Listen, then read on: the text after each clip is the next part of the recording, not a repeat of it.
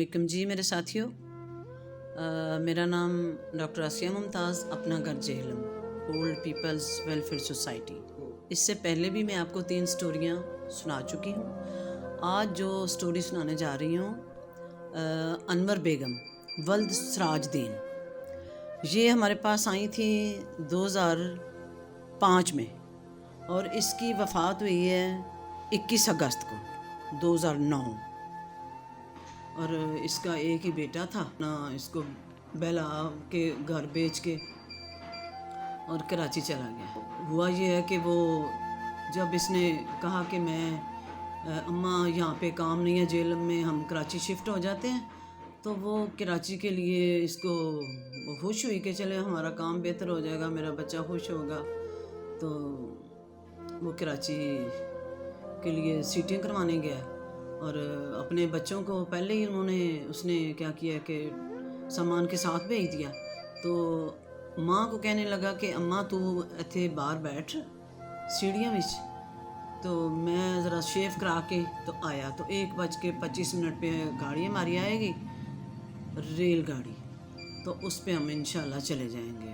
12 बजे छोड़ के गया, माँ वेट करती रही है, नहीं आया। तकरीबन 9 दिन गुजर गए, उसको उसी सीढ़ी पे बैठी रही है और वेट करती रही है बच्चे का कि मेरा बेटा आए और मुझे कराची लेकर जाएगा। मोहल्ले वालों ने बड़ा कहा कि वो अब चला गया, अब नहीं आएगा। तो उसने किसी की भी एक नहीं मानी, कहती नहीं मेरा बेटा आएगा, वो मुझे लेकर जाएगा। फिर कोई आस पड़ोस वाले खाना भेज देते थे और ये खाना खा लेती थी। फिर उन्होंने देखा कि कोई भी ना तो वॉशरूम है यहाँ पे, और बेचारी भरी हुई थी, वैसे भी गंद से लिपटी हुई थी। उन्होंने क्या किया कि वो मेरे पास छोड़ के गए। फिर मैंने उसको दाखला तो दे दिया, और अब मैं ये नहीं बताना चाहती कि इसके पीछे कौन है, उसकी फैमिली का कौन है। मैं उसके बेटे को बस जानती हूँ। उसने मुझे अपनी ज़बानी बताया कि मेरा एक ही बेटा था, 6 माह का था, तो मेरे हस्बैंड की डेथ हो गई थी। इसी बच्चे को मैंने पाला है, पढ़ाया है, बड़ा किया है। और जब शादी का मौका आया तो कहता है कि मेरी पसंद की शादी माँ करनी है आपने, तो लिहाजा वो उसने उसकी पसंद की शादी की। और बस सास की और बहू की, कहती है बहू मेरे साथ बहुत लड़ती थी। जैसे वो सिलसिला चलता आ रहा है कि बहू और सास की लड़ाई तो होती है, पर ये तो नहीं करना चाहिए कि माँ को घर से निकाल दे या माँ को दियारे गैर में छोड़ के चला जाए, ये नहीं होना चाहिए। लिहाजा हमने उसको अपने पास ही रखा है। कई साल वो हमारे पास रही है। कभी रोती थी, पीटती थी, और हम बड़े परेशान होते थे कि किसी तरह इसके बेटे का नाम खालिद है, तो हमने बड़ा कहा कि ना रोया कर, वो इंशाल्लाह ज़रूर आएगा कभी ना कभी। तो कहती थी कि मैनू पता है मेरा बेटा नहीं होना आएगा, अपनी बीवी नाल वो खुश है, नहीं आएगा। हमने बड़ी कोशिश की, बहरहाल वो रोती रहती थी, पीटती थी, बाल नोचती थी अपने। कई दफ़ा मैंने अदारे में आना तो मैंने कहना अम्मा तू ना रोया कर, तो मुझे गुस्से से ऐसे देखती थी घूर घूर के और मुझे शेर सुनाती थी एक, अभी भी मुझे वो शेर याद है। कहती थी हट्टियां ते फीता ही, हट्टियां ते फीता ही, सच दस वे बच्चिया कदी याद भी कीता ही।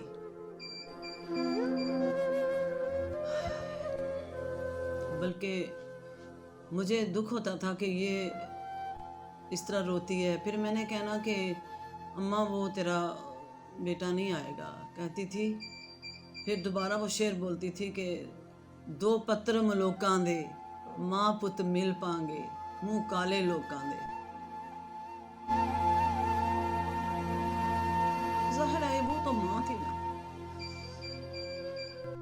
माँ तो माँ होती है। उसके तो दिल में था कि मेरा बेटा ज़रूर आएगा।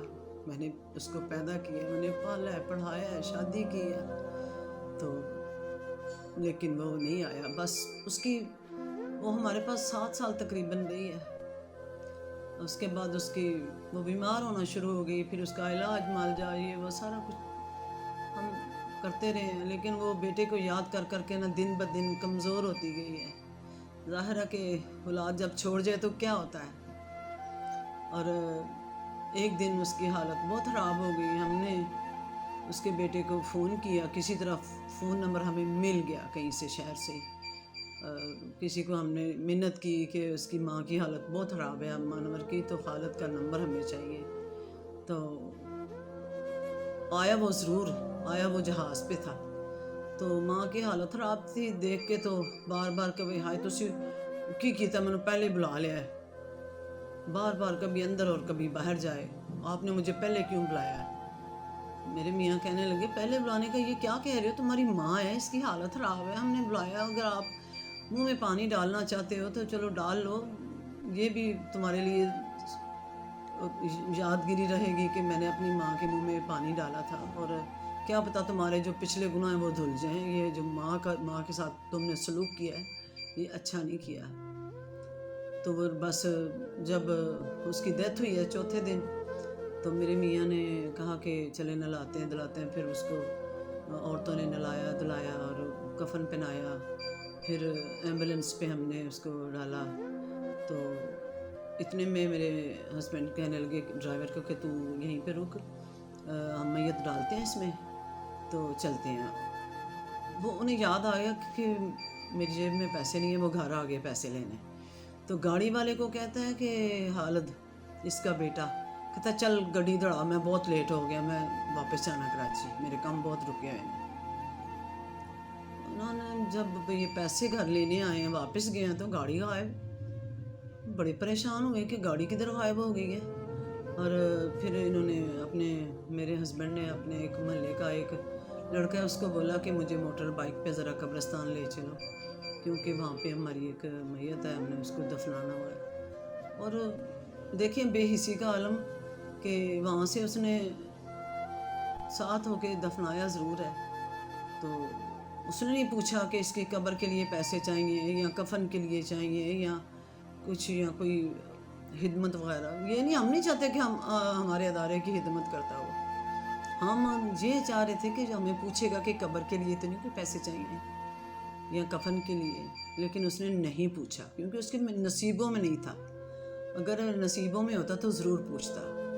بہرحال میرے میاں کا وہ ہاتھ ملایا ان کے ساتھ، اور کہتا ہے میں اب جا رہا ہوں، میں لیٹ ہو رہا ہوں، تو ٹھیک ہے پھر میں کبھی ملوں گا۔ انہوں نے کہا یار تم نہ مل، ہمیں کوئی بات نہیں ہے، اب تمہاری ماں جو تھی تم اس کا لختے جگر ہو، تم نے 7 سال میں ایک دفعہ نہیں پوچھا، تو اب ہمیں آپ کیا پوچھو گے یا کیا فون پہ بات کرو گے یا کیا ملو گے، کوئی ضرورت نہیں ہے ملنے کی۔ تو پیارے بچوں اور بڑوں، یہ یاد رکھنا کہ والدین جو ہوتے ہیں نا، یہ دنیا میں ایک نعمت ہے اور بے لوث دعائیں ہیں۔ دیکھیں یہ ضروری نہیں کہ ماں والدین دونوں کا برابر حصہ ہوتا ہے، پالنے میں، پڑھانے میں، کامیابی میں۔ کئی لوگ کہتے ہیں نا کہ جی ماں کے پاؤں میں جنت ہے، میں کہتی ہوں کہ باپ جو ہے نا وہ تپتی دھوپ میں اور اتنی محنت سے کما کے لاتا ہے وہ بچوں کے لیے، اور کتنی وہ پاپڑ بیلتا ہے بچوں کے لیے۔ تو لہٰذا والدین دونوں کی قدر اسی طرح کرو کہ جیسے کہ کل کو آپ کو بھی والدین بننا ہے، آپ بھی شاید کوئی نہ کوئی سن رہا ہوگا جو آپ بھی والدین بن چکے ہوں گے، تو خدا را ایسا کام نہ کریں کہ جو آپ کو دینے کے لینے پڑ جائیں، یہ کبھی بھی نہ کرنا، اور ہمیشہ والدین کی عزت کرو، قدر کرو۔ میں یہ سب کچھ اس لیے کر رہی ہوں کہ جو ہماری نئی جنریشن بچے یہ سن رہے ہیں، میری بات پہ عمل کریں اور اپنے والدین کی عزت خدمت کریں اور بے لوث دعائیں لے لیں، ان کی دعائیں جو ہے نا بڑی بڑی کامیابیوں کی طرف جاتی ہیں۔ ہمیں کوئی پوچھ کے دیکھے ہمارے والدین نہیں،